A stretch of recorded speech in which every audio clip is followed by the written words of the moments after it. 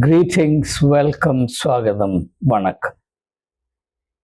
Right at the outset of this very short video, I would like to show you something which I hope you will be able to identify. Let's proceed to this mysterious item that we have to identify. What do you think this is?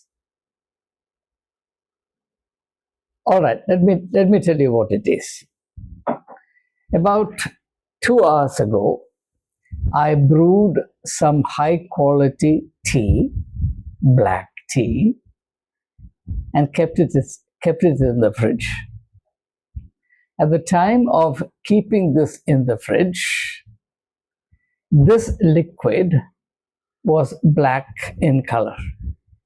Quite black in color, because one of my bad habits is to drink strong tea, which is very bad for me because I have acidity, but nothing less than very strong tea satisfies me because I'm habituated to this.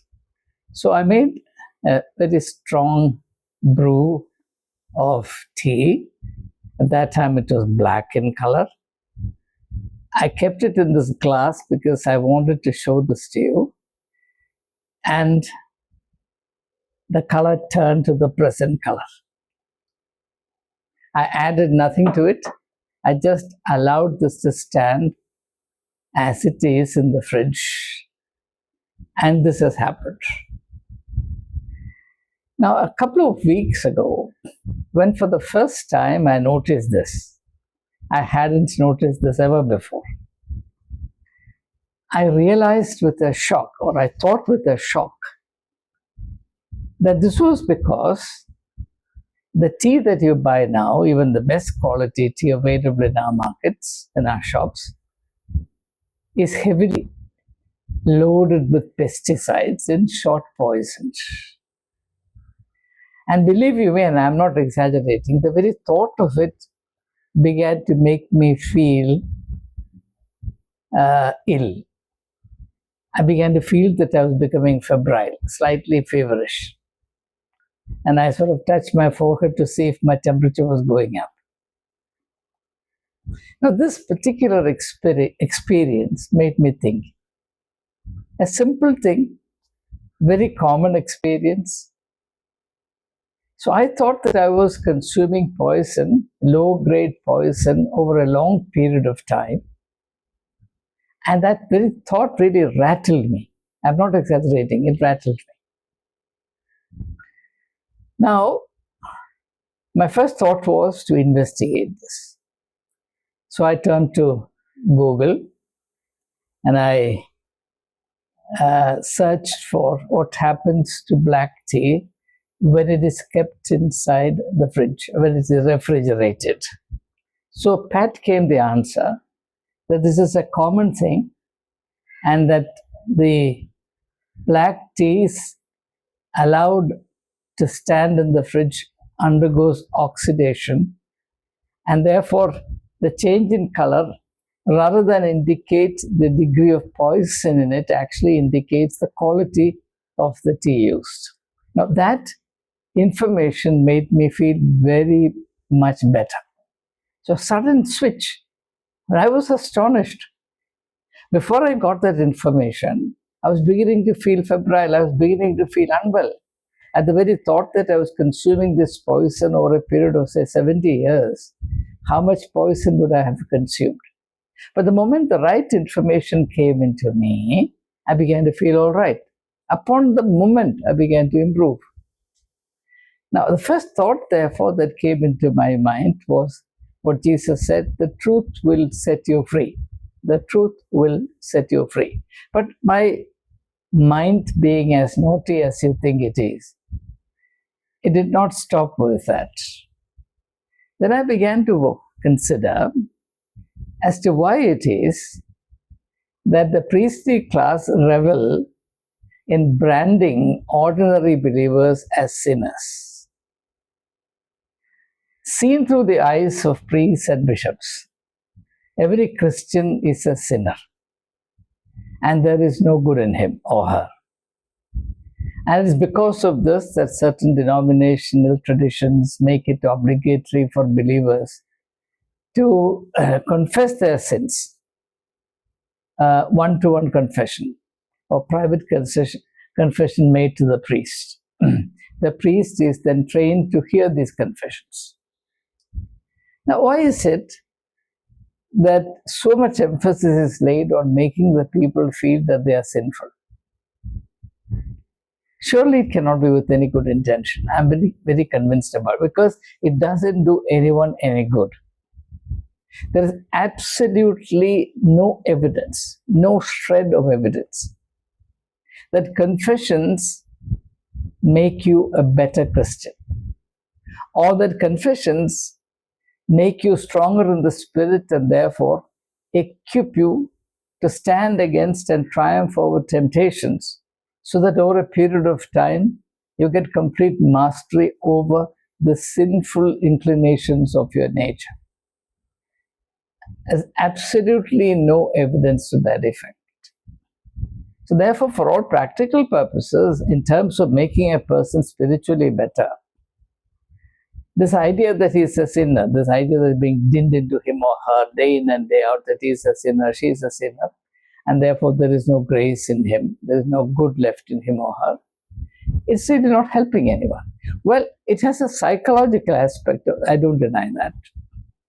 When you confess your sins and somebody pronounces absolution over you, you feel temporarily better. But that's an emotional palliative. It's not a spiritual remedy. The spiritual remedy is that it enables you to improve in your control over yourself, your instincts, your impulses, and you're able to progressively eradicate the various aspects of your personal weakness, and you become therefore stronger and stronger day by day. After each session in confession, you should emerge stronger, and that strength should endure, whereas it proves very short-lived. So therefore, I am confirmed in my conviction that the priestly class revels in dinning this into the believers, that they are sinners, just to weaken them from within.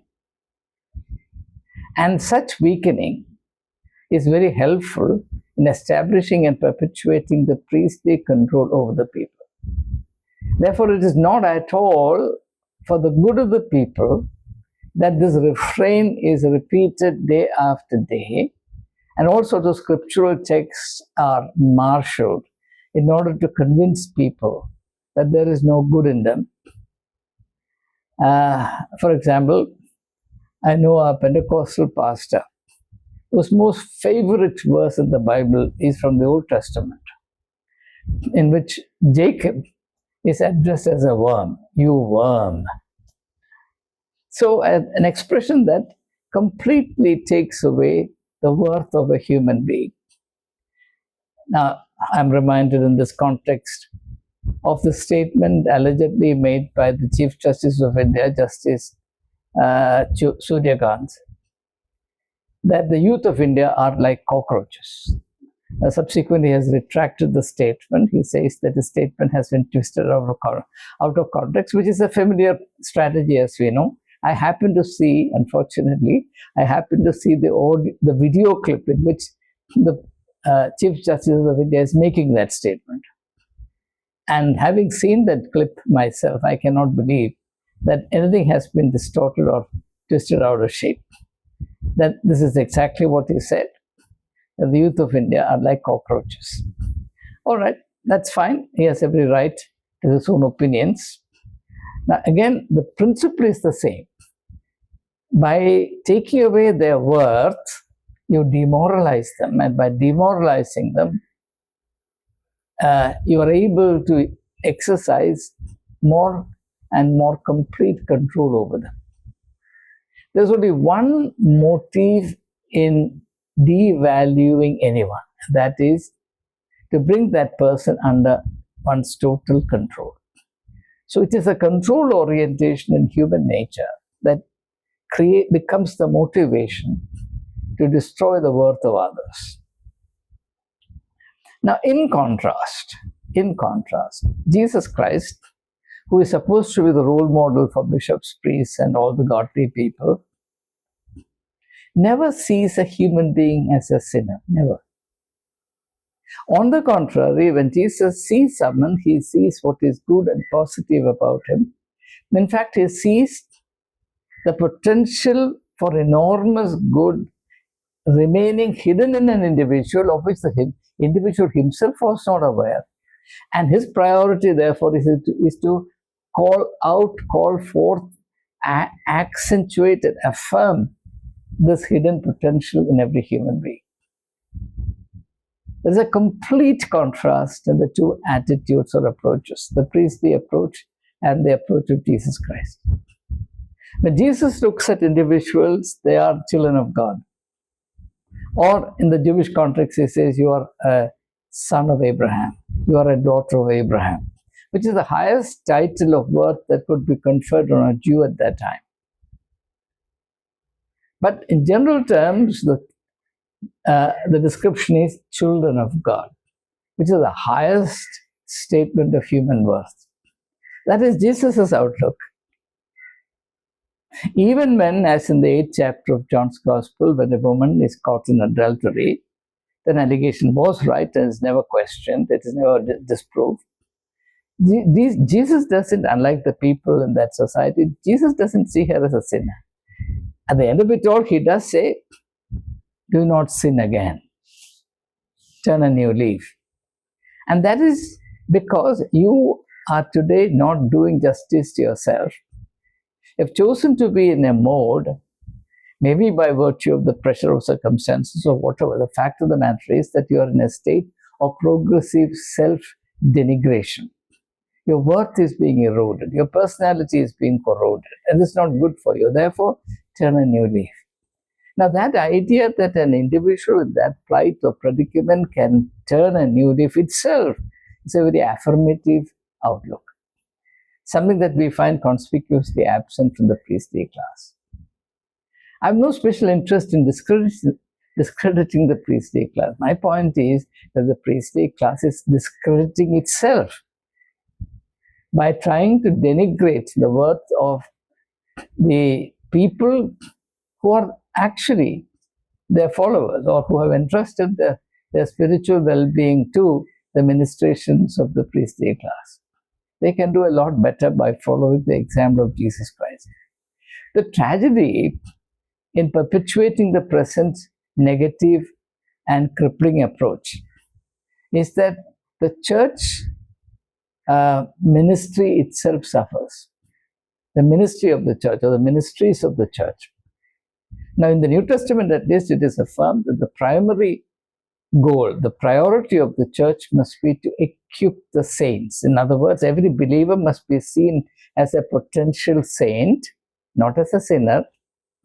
And once you see every believer as a potential saint, you automatically and immediately come under a great responsibility. The responsibility to equip this potential saint. And that calls for a complete reorientation to the ministries of the church.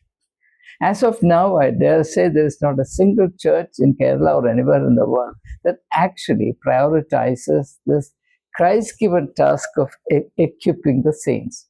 In fact, no church sees a believer as a saint. All believers are sinners, and therefore they are treated accordingly. If you really see a believer as a potential saint, your emphasis will not be on confession and absolution, but on training in righteousness. In fact, when Paul writes to Timothy about the purpose in formulating the scriptures, he says that all scriptures are inspired by the Spirit of God, and they are good for instruction, for reproof, for correction, and training in righteousness, that the people of God may be equipped for every good work. Why is it that this approach is not at all common in our churches? The reason for this lies in this wrong and worldly perception of the believer as only a sinner who therefore needs to depend on the church and comply with all the instructions and traditions of the church. And the believer virtually becomes a parasite on the church. And I dare say this is the exact opposite of what Jesus envisaged as the church. So it's a very serious issue, an issue with serious consequences for every individual Christian believer. And I am surprised, indeed I am shocked, that this is taken for granted and nobody seems to be bothered about it. Because of my background in working with people of every community at the national level, I'm deeply concerned about the fact that the Christian community today is quite backward. It is backward looking. It doesn't seem to be imbued with an instinct to go forward. As Jesus says, seek perfection. We seem to be vegetating. We seem to have lost all our confidence. We are in a state of extreme demoralization. We don't realize that we are meant to be relevant to the world, that Jesus says, the salt of the earth, the light of the world. It's a very pathetic, negative, unproductive, fruitless state which cannot be the will of God for us.